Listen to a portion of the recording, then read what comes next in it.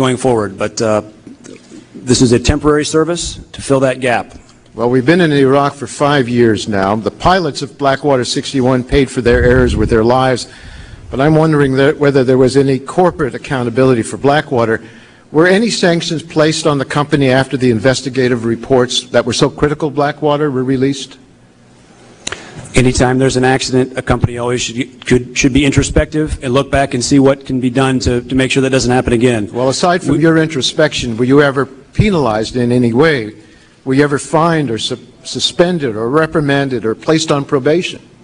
I believe the Air Force investigated the incident and they found that it was pilot error. It was not due to corporate error that caused the mistake or the crash of the aircraft. Well, my time's up, but the corporation hired inexperienced pilots. They sent them on a route they didn't know about. They didn't even follow your own rules. It seems to me that it's more than pilot error. There ought to be corporate responsibility, and Blackwater was the corporation involved. Aside from your introspection, you've just been awarded a new contract for almost $92 million. I want to see whether you're getting a stick as well as all these carrots. Mr. Davis, your turn. Thank you, Mr. Chairman. Let me just say, I think if there's a question if this should be in or out, if the private companies are doing work in the Army, that really ought to be addressed to the Defense Department and the State Department. Mr. Chairman, would you, Mr. Ranking Member, would you yield for a question? I would.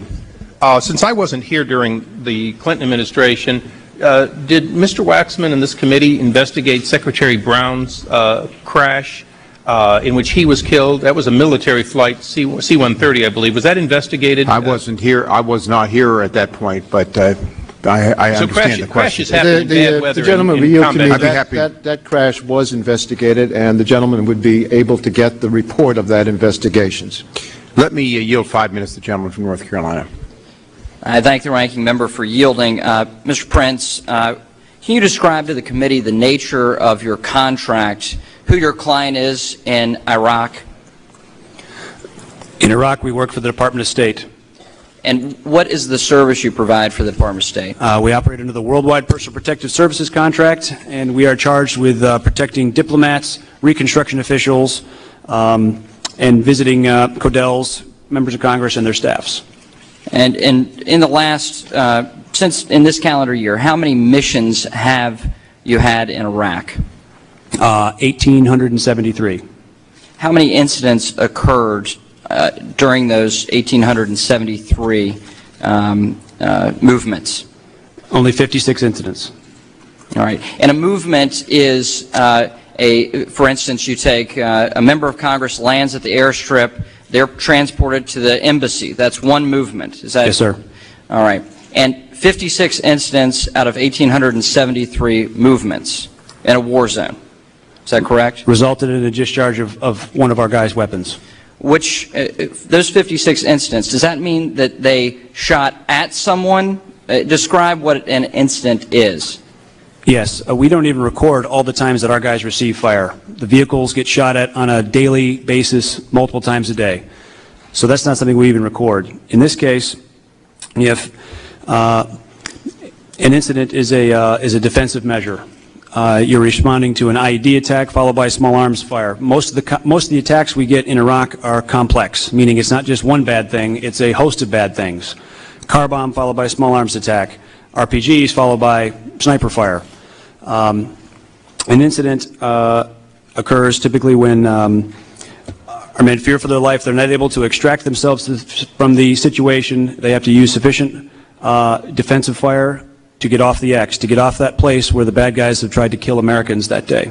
So in 1,873 missions, 56 incidents occurred, which means potentially it means the Blackwater individual, this former soldier in most cases, discharges the weapon, perhaps in the air.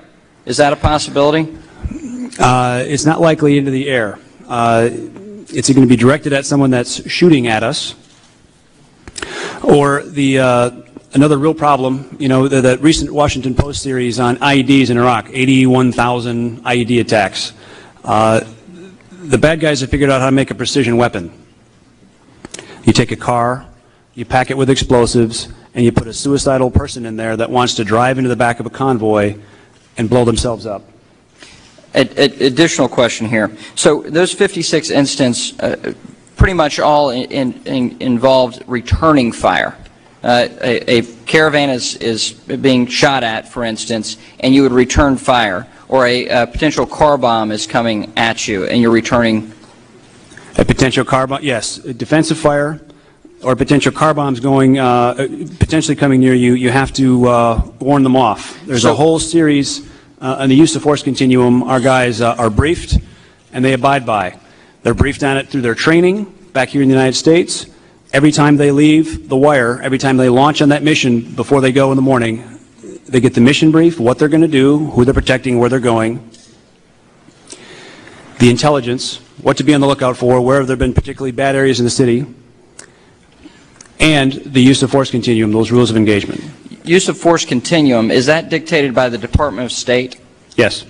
And you use their rules of engagement, the commonly used term? Yes, sir. Is that that's similar to the Department of Defense rules of engagement? Yes, they're all right. They're essentially now, the same. Okay, so you had Department of Defense rules for contractors. We do not have the same as a U.S. soldier at all. Okay. And in the report that I have in 2006, you had 6,254 missions and 38 incidents, yes, which means one of the contractors, one of the former soldiers who is now in State Department Protective Service, they returned fire. So that would be less than 1% of missions involved returning fire. Question here. How long has Blackwater been involved in Iraq?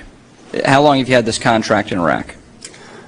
We started there first working for DOD under the CPA, and then I believe in 2005 it transitioned from CPA over to Department How many of State. individuals under your protective service have been injured or killed? 27 dead and hundreds wounded. And now, how many individuals under our care? Under your care that you are protecting? Zero. Zero.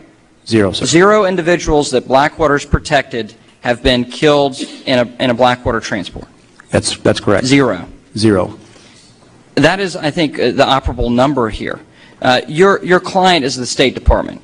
The State Department has a contract with you to provide protective service for their visitors. For instance, CODELs, ambassadors, and runs the gambit. And you've had 0 individuals under your care and protection killed.